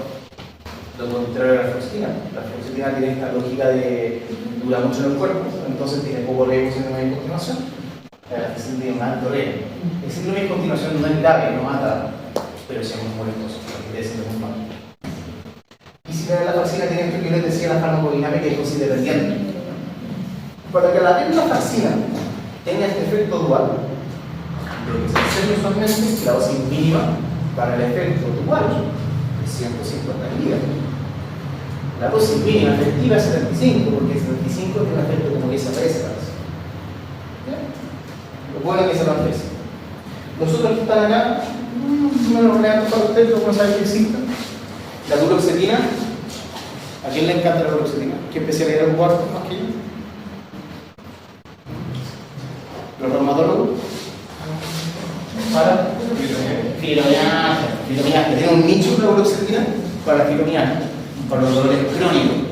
Tiene que ver un poco cómo se ha creado la evidencia. Porque la vacuna tiene la vacuna y la fluoxetina son los mismos receptores. Pero la evidencia apoya la fluoxetina. Y ahí está como esta diferencia entre lo que dice la biología y lo que dice la evidencia médica. Pero puede servir para pacientes con fibromialgia y depresión. La mirtazapina tiene que ser receptores, es horrible. Yo me lo sé, que sabe. Pero la mirtazapina, fíjense que no es un inhibidor de la captura de serotonina, ni de noradrenalina, ni de dopamina. Pero igual es un antidepresivo. Yo sí soy un antidepresivo porque tengo otra receta que me demuestra que hay porcentaje de depresión. Pero el efecto clínico, el efecto neurobiológico, no es de ninguno de los mecanismos que estamos viendo, sino que tiene antagonismo en receptores de serotonina, de noradrenalina y de histamina. Me importa que no me importa que sepa, pero ¿qué sí me importa la mirtazapina? La sueño, por el efecto antihistaminérgico. ¿Y por qué importa eso? Porque si lo toman en la noche, ayuda a dormir. Entonces, si estoy deprimido y tengo mucho insomnio, podemos darle mirtazapina. Bueno. Además, ojo sí, la mirtazapina aumenta el apetito. Entonces ya, tiene insomnio, pero tiene atracón en la noche, no le da mirtazapina. Pero, por ejemplo, tiene un adulto mayor durmiendo mal, poco apetito, medio cachencho, medio desnutrido. A los geriatras les encanta la mirtazapina por lo mismo. Y lo otro importante, como yo venía comentando, los antidepresivos tienen muchos efectos adversos sexuales frecuentemente. Todos. Lo clásico es la paroxetina, pero todos lo tienen. La mirtazapina y el bupropión, como que igual no tienen tanto efecto adverso sexual, así que son más neutros. Entonces podría ser una opción si tiene un paciente que tiene muchos efectos adversos sexuales y quiere buscar como opción, o que tiene como ya problemas sexuales de base. Y el bupropión, por su lado, como yo les comentaba, tiene este efecto antitabáquico. Entonces, el paciente que está deprimido y quiere dejar de fumar, bupropión también es una buena idea. Y si buscamos como el perfil del bupropión, pensando nuevamente en los receptores que estamos hablando al principio, perdón, las transmisiones que hablamos al principio, tanto la dopamina como la noradrenalina tenían que ver con la activación. La dopamina tiene que ver con la recompensa, la noradrenalina también con la ansiedad. Entonces podemos tener un activante para personas que están más desmotivadas, que no van a hacer cosas, más anhedónicas, pero vamos a estar la ansiedad. Sí, muy importante que sepan que el bupropión aumenta el riesgo convulsivo por esa contraindicación. Ahora, ¿por qué me importan estos dos? Eso es como ya claro si lo comparamos con el ISRS. Pero como no chocan en cuanto a mecanismos farmacodinámicos, es una buena opción para combinar antidepresivos. Eso, combinar antidepresivos, luego la clase de ellos, porque eso es bien específico, pero que sepan que entonces se pueden combinar. Y esta misma opción que está acá va a estar después de la clase de depresión. ¿A qué se refiere con el protocolo? De los dos receptores, o sea, con los dos transportadores, de serotonina y noradrenalina. ¿Sí? Eso es la parte más larga del fármaco. En teoría me llevan 15 minutos. ¿Me dan 25 minutos porque empezamos a estar? Tenía el pasado. Ya 20. Por favor. Esta es la parte más importante, lo que viene ahora es más corto. Pero no, antidepresivo es lo que más nos parece. La teoría monoenérgica es muy simple, muy reduccionista. Es una buena base, pero mucho más compleja. Y los antidepresivos que ustedes tienen que saber ocupar. Médicos generales que no saben ocupar antidepresivos, los médicos generales a mi gusto. Y sí que no solo para la depresión, sino para la ansiedad, para el trastorno automático, para todo, sino un montón de cosas. El detalle se le acaba de otro. Acá creo que tengan la base para entender las clases que se vienen este año. Al principio, ¿dudas de antidepresión que tienen que sigamos? Creo que a mí me quedó con la mirtazapina. Lo más importante era saber que se podía hacer en pacientes con depresión e insomnio. Pero ojo con el punto de apetito. Porque también aumenta el apetito.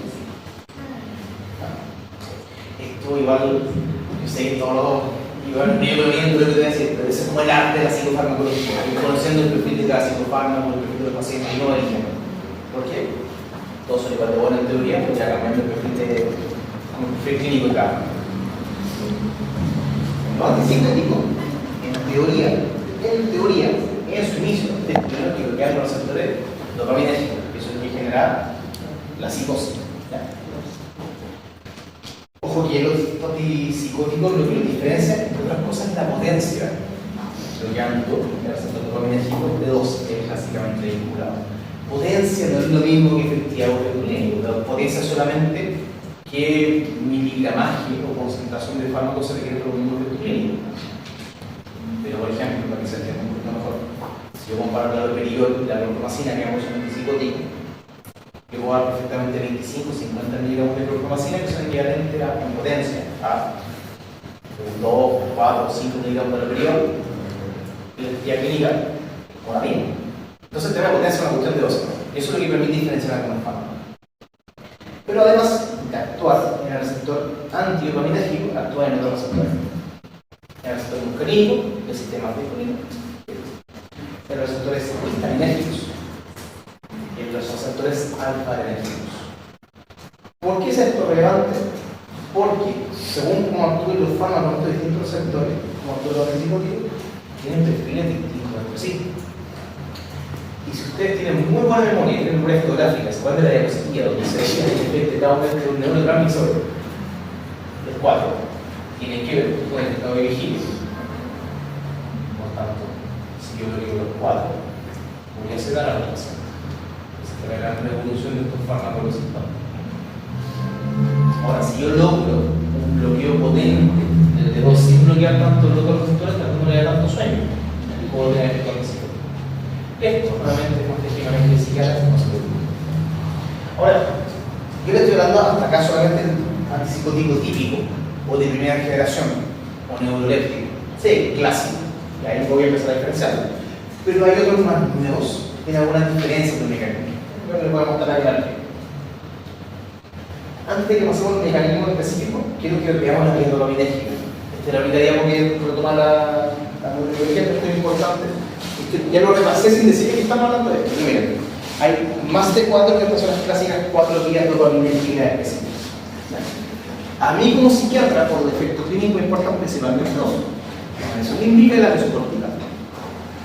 Estamos buscando el mesencéfalo. La mesolímbica tiene que ir a un circuito de recompensa con la psicosis, parece. Con la alucinación y con los delirios y cosas que van a dejar la esquizofrenia. Y la mesocortical por las funciones cognitivas. Pero además, existe nigrostriatal, que es la que está entrada en el Parkinson. Si yo bloqueo el receptor dopaminérgico en esa vía, puedo tener síntomas parkinsonianos, que es un efecto adverso muy frecuente en los antipsicóticos y esa neurológica. Y además, la vía tuberofundibular, que es la que yo les comenté, esta secreción tónica de dopamina y inhibe la liberación de prolactina.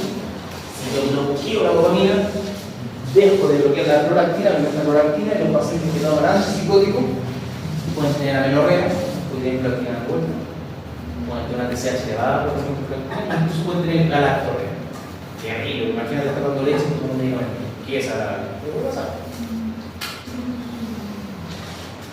Entonces, la lógica, esto nuevamente, esto también está más o menos desmentido, no es mentido, pero como que parcialmente válido. ¿Qué se vio con los antipsicóticos? Primero que funciona. ¿Por qué funciona? Para sincronizar la dopamina, por tanto, el exceso de dopamina es lo que genera la psicosis. ¿Por qué también? Porque el agua. También por qué saberlo. Pero con medicamentos como drogas como la cocaína o la anfetamina, tienen dosis muy altas en la psicosis. Esos son por aumento de dopamina también.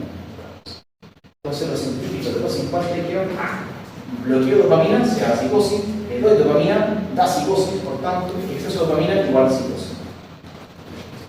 No tan fácil, pero esa fue la lógica inicial. Y se teorizó que específicamente el sistema límbico y el sistema de la recompensa. Pero ¿cuál fue el problema? Hay otras drogas que dan síntomas psicóticos sin entrar en la dopamina. ¿Cómo hacen el LSD? Sí. Yo imagino que nadie lo probó acá, por supuesto, ¿cómo que hace? El LSD es una agonista serotoninérgica. Y da síntomas psicóticos. Igual que la psilocibina. Y no hace nada de la dopamina, pero no da síntomas psicóticos. Por otro lado, hay un medicamento muy famoso, muy importante, que eventualmente otra persona no me les va a hablar, que es la clozapina, que es un antipsicótico muy bueno, discutiblemente mejor que el otro antipsicótico. Y si uno mira el efecto de la clozapina, el mejor antipsicótico, casi no hace nada antidroga, entonces como que no es tan simple para él. Y además, Si uno empieza a ver la esquizofrenia, esto ya un poco más específico de la esquizofrenia. Yo les decía que la vía mesocortical tiene que ver con la parte cognitiva, no hay que pacientes con esquizofrenia tienen menos cosas cognitivas, más únicas, menos cosas. Y si yo tengo un exceso de dopamina, como que no me casa con pacientes con esquizofrenia que tienen estos problemas, como que no se queda corta la teoría cognitiva. Entonces, nuevamente, misma historia de la teoría monomenérgica. Interesante, útil para entender a grandes rasgos, pero muy reducida. Más o menos vigente. Más vigente que la monomenérgica, pero igual más o menos vigente. Cuando yo pienso en antipsicóticos de primera generación, son los más viejos. Estoy hablando del 85 para atrás. Usted no lo va a ocupar, yo lo ocupo, usted no lo va a ocupar tanto. Los clásicos son aloperiódicos y clorpromacina. ¿Qué es lo que hacen? Bloquean D2 de manera muy potente. Y además los otros receptores que están ahí. Anti-alfa, antineónico, antihistamínico. ¿Cuál es el efecto adverso más frecuente? Son los síntomas de piramidales. Por eso son muy desagradables y por eso se llaman neurolépticos. El nombre original, que se le dio los 50, es neuroléptico, que significa, etimológicamente hablando, neuro viene de nervios, léptico de tomar, tomado de los nervios. Los pacientes que toman antipsicóticos típicos es como están tomados de los nervios porque están rígidos. Y yo les pongo una foto de Robocop, que algunos pacientes parecen Robocop. Es muy desagradable, es muy incapacitante para los pacientes. No todos les pasa. Pero tienen temblores, rigidez, de hecho, si uno no sabe y examina un paciente sin ser que está tomando un antipsicótico, puede creer que tiene Parkinson. Tiene hasta rigidez en ruedas dentadas, no sé cosas que pasan. Todo por el bloqueo dopaminérgico. Por eso es importante que se por la tía. Otro efecto adverso es algo que se llama kinesiología, que también es bien desagradable porque es un efecto motor de movimiento involuntario irreversible. Entonces, pacientes con esquizofrenia que tomaron estos medicamentos de los 70 en adelante, desarrollar de kinesiología y no se y tienen movimiento involuntario crónico todo su vida por un medicamento. Y bajo el otro bloqueo de casi nada. Lo que yo les comenté, pueden dar sedación, que a veces es bueno, pues si no quiero que la persona esté torturando nada más, pero tampoco quiero que el cuerpo esté no psicótico al todo el día. Pueden aumentar la prolactina, pueden generar el crecimiento cognitivo y además todos los antipsicóticos pueden prolongar el tiempo. Y eso tiene que parte de cobrar. En Chile no lo hacemos tanto, pero en guías internacionales hasta sugieren tomar el electrocardiograma antes de empezar antipsicótico. Acá lo estamos haciendo, no lo hacemos tanto. Pero si tienen adultos mayores que preguntan sobre quieren dar antipsicótico, por favor, con el electrocardiograma. Porque pueden mandar el cotigo y pueden matar. Como decía, los que tal vez van a poner a ocupar son aloperiódicos como siguen porque tienen efectos como la medicación. Nosotros también ocupamos estos que están ahí, superdisol, flufenacina.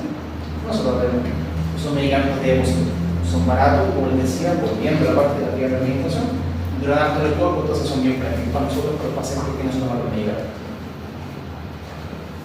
Ahora, afortunadamente, no son los medicamentos que tenemos. Ojo, no todas las personas que toman antipsicóticos de primera generación tienen estos efectos adversos, pero aquellos que los tienen pueden ser bien incapacitantes. Tanto así que apareció esta segunda generación, o atípicos porque todos son atípicos. No tiene más lógica que eso. Que son, parece que mejor tolerados. ¿Y por qué son mejor tolerados? Porque también tiene un efecto en el 5-HT rosado. No se preocupen, no hay que preguntar esto. Según alguien que aprenderlo.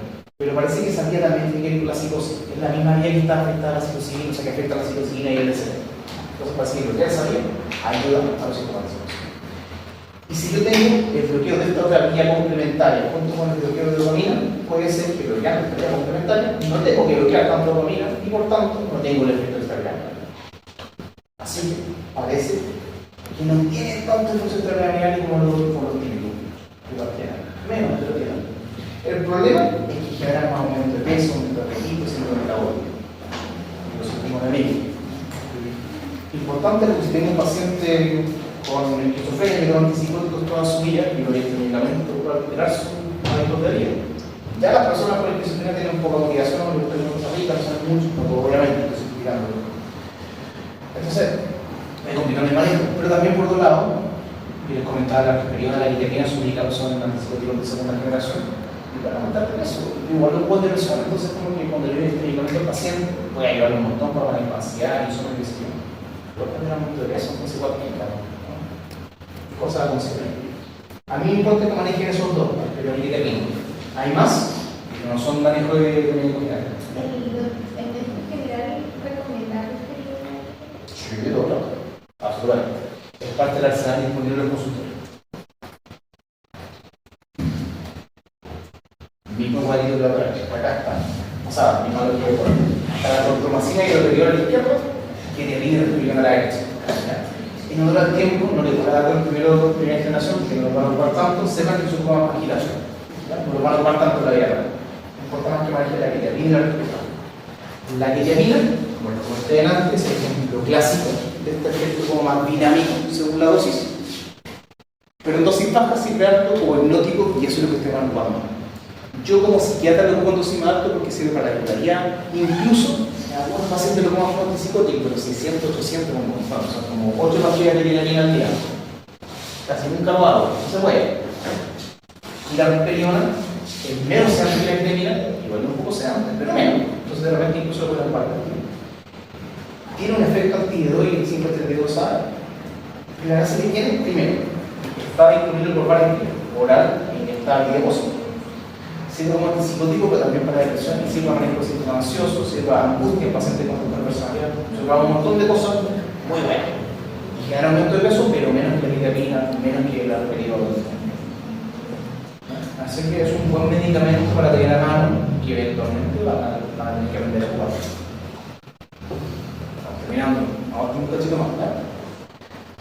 La teoría de dominante tenía que ver entonces con este exceso también de la diabetes olímpica, pero muy simple, la cosa más compleja.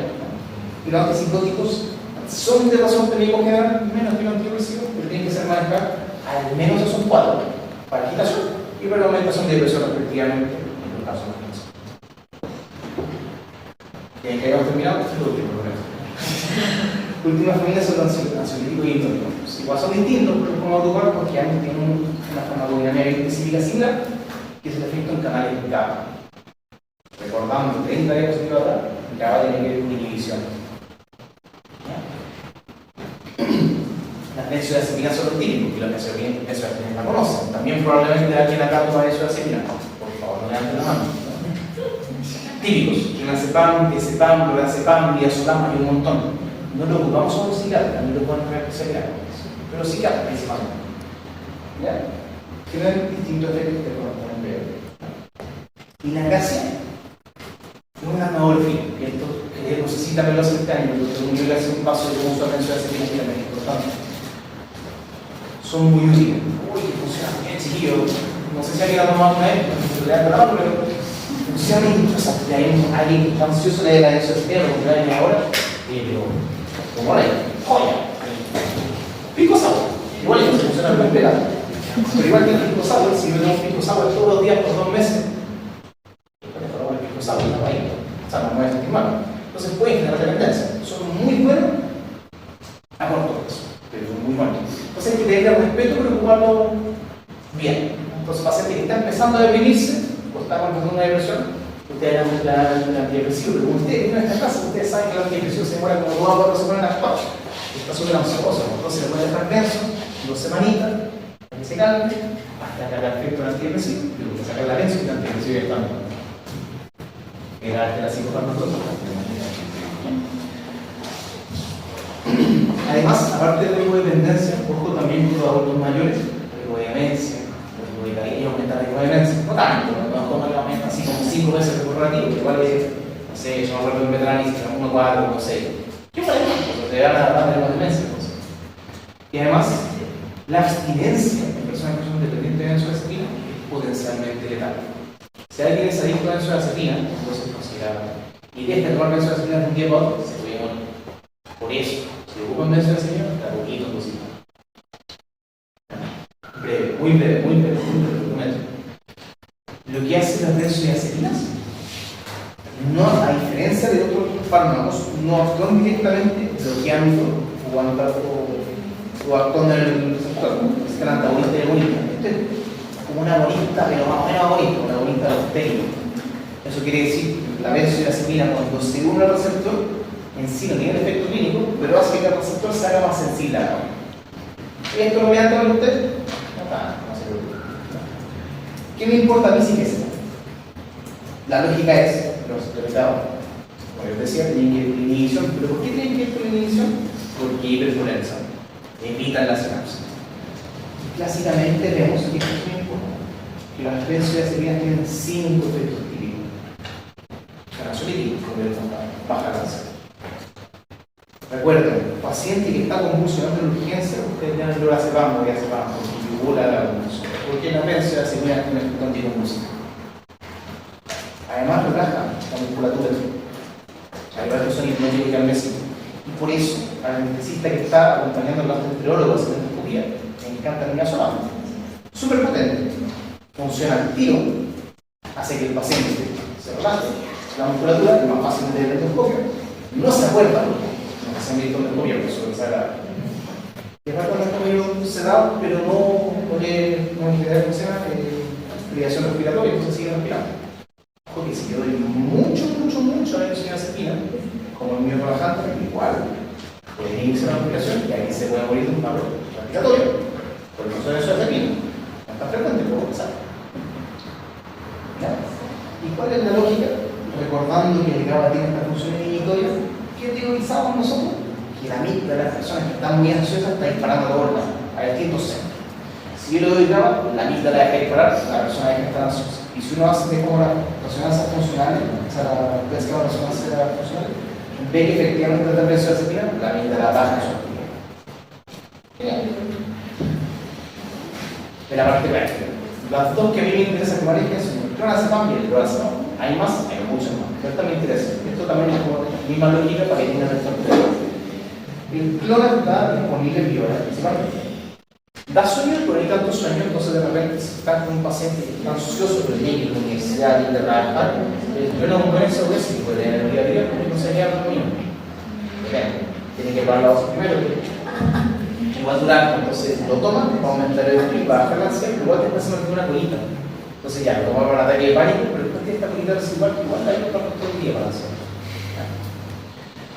Si hay mucho como SOS, generalmente lo ocupamos como un horario fijo, pero recuerdo por poco tiempo por la recuperación. Y el efecto clínico del clona, esta colita que me cuenta dura como 12. Ustedes no deberían indicar, o sea, hay de 0,5 y de 2. También hay de uno si van a la farmacia, no van a estar cobrando, pero como me supongo que la mayoría de ustedes va a trabajar en el sistema público donde no hay clonazepam pública. Si van a jugar clonazepam con un paciente, ocúpense los 5. Dolores caleta, dolores mucho, no sueño. Hay pacientes que tengo con 2, sí, pero no me gusta, me doy la 4 cuando tengo conmigo. Y el clonazepam, la diferencia del clonazepam, una vía media más corta. Eso quiere decir que tiene un flujo plasmático más alto, pero puede haber en la sangre. Tiene un efecto también más intenso. Y la gracia que tiene es que es más cerdo. El paciente agitado, bacán. Porque aparte de viola, tengo que inyectar. El lorazepam va a ocupar más en urgencia con un paciente especializado para tener baja luz.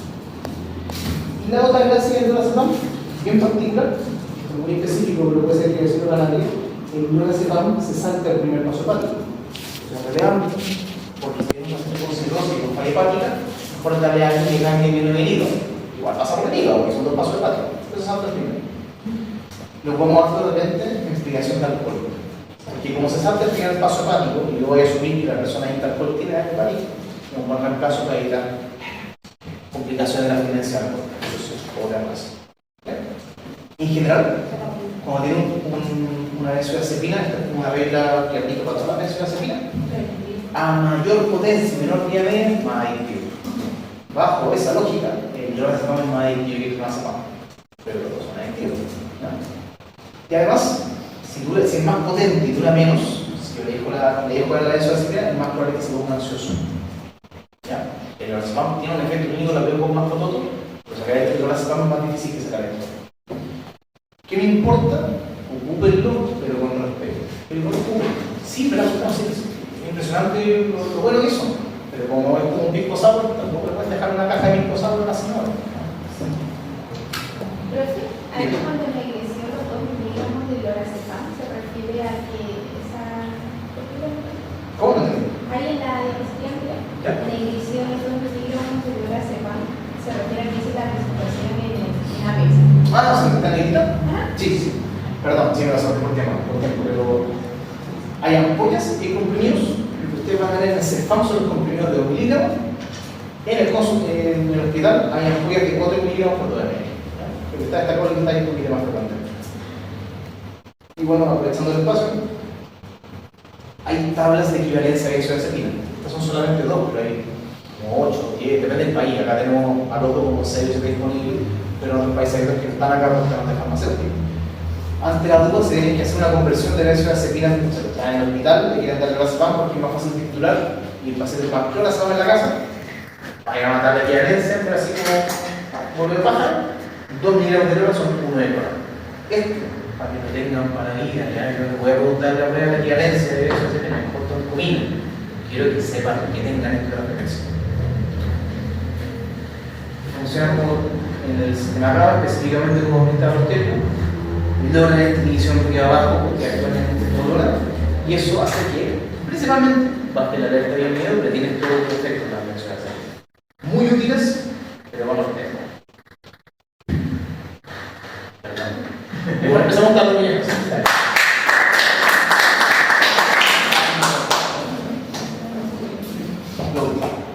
En general, salvo perdón. ¿Usted aplaudió una? En general, casi todos los fármacos, excepto la benzodiazepina, y algunos efectos adversos, se van a como 2 o 4 semanas a hacer efecto. La ley de los antidepresivos, porque no me importa que les quede claro, pero cuando tengan un paciente con bipolaridad, o que tengan un paciente con esquizofrenia, y den estabilizador del ánimo, o antipsicótico, tienen que esperar, la gente no responde de un día para otro. Es algo que tienen verso, y también los antipsicóticos, el efecto, por ejemplo, como antipsicótico, aumentación de depresión, también no va a funcionar al tiro, sí la estación al tiro, ¿no? Sí. Y puede dar efecto de esta pirámide grande. Otras cosas que tienen paciencia, ¿verdad? Acá el juego es empezar lento, ir de bonito y controlar, con paciencia. Tengan criterio. A mí que se dio grande el ingeniero comercial. ¿Qué tiene criterio? Eso no es criterio. ¿Ah? Sean como el ingeniero comercial, pero eso no es una buena cosa. Cuando ocupan un medicamento con un propósito específico, recuerden su guía clínica, una expectativa clara, explíquenle al paciente por qué eso está aumentando y qué tienen que esperar. ¿Ya? Porque me pasa hoy en día, de hecho, le dije a un paciente una antidepresiva, parece que andaba por ahora y quería bien, por la razón que bien, pero una antidepresiva como 3 o 4 días, porque el doctor me dijo, ah, sí, lo quiero tomar. Lo vi un mes después y fue como, pues amigo, perdimos un mes, me subí tomado constante. Si yo lo hubiese explicado bien, no habría tenido eso. Explíquenle al paciente lo que le deje. Y piensen, recuerden, criterio diagnóstico mayor oriental, pero eso no es lo único que me haga. Y cuando, esto es un principio como más neurológico, pero cuando van a dejar un fármaco, traten de elegir el fármaco que más blanco la chunte, que sea más óptimo para sus síntomas, y tener un fármaco mejor. Por ejemplo, si tienen un paciente deprimido con insomnio, y hay mucho insomnio, ustedes pueden dejarle, por ejemplo, sartarina y un hipnótico como Sotilona. Pero no le voy a dejar glutamina, también con un fármaco. Depende, ahí tienen que ver, pero si te aumenta el apetito, caso a caso, la respuesta correcta. Cuando dejen fármaco, me importa mucho más que el beneficio sea mayor que lo que hay. Ahí lo que se cheque. Preguntas.